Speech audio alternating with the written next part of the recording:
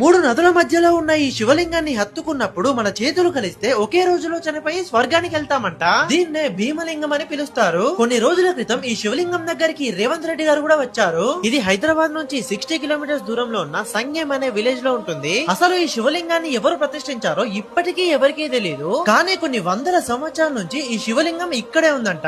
ఇక్కడే ఇంద్రాసాగర్, చిన్నేరువాగు, మూసీ నది ఇలా మూడు నదులు కలిసి త్రివేణి సంగమంగా మారుతుంది. ఇక్కడ ఈ భీమలింగేశ్వర స్వామితో పాటు గంగమ్మ, గౌరమ్మ మరియు వినాయకుని విగ్రహాలు కూడా ఉన్నాయి. అండ్ ఇప్పటికీ ఎన్ని వరదలు వచ్చినా ఈ శివలింగం అయితే చెక్కు చెదరలేదు. అండ్ ఈ శివలింగమే ఇక్కడ ఉన్న ఊర్లని, పంటలని వరదల నుంచి కాపాడుతుందంట.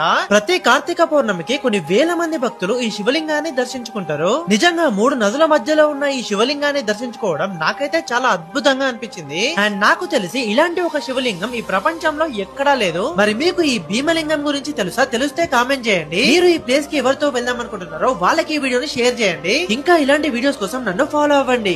మూడు నదుల మధ్యలో ఉన్న ఈ శివలింగాన్ని హత్తుకున్నప్పుడు మన చేతులు కలిస్తే ఒకే రోజులో చనిపోయి స్వర్గానికి వెళ్తామంట. దీన్నే భీమలింగం అని పిలుస్తారు. కొన్ని రోజుల క్రితం ఈ శివలింగం దగ్గరికి రేవంత్ రెడ్డి గారు కూడా వచ్చారు. ఇది హైదరాబాద్ నుంచి 60 కిలోమీటర్స్ దూరంలో ఉన్న సంగెం అనే విలేజ్ లో ఉంటుంది. అసలు ఈ శివలింగాన్ని ఎవరు ప్రతిష్ఠించారో ఇప్పటికీ ఎవరికీ తెలియదు. కానీ కొన్ని వందల సంవత్సరాల నుంచి ఈ శివలింగం ఇక్కడే ఉందంట. ఇక్కడే ఇంద్రాసాగర్, చిన్నేరువాగు, మూసీ నది ఇలా మూడు నదులు కలిసి త్రివేణి సంగమంగా మారుతుంది. ఇక్కడ ఈ భీమలింగేశ్వర స్వామితో పాటు గంగమ్మ, గౌరమ్మ మరియు వినాయకుని విగ్రహాలు కూడా ఉన్నాయి. అండ్ ఇప్పటికీ ఎన్ని వరదలు వచ్చినా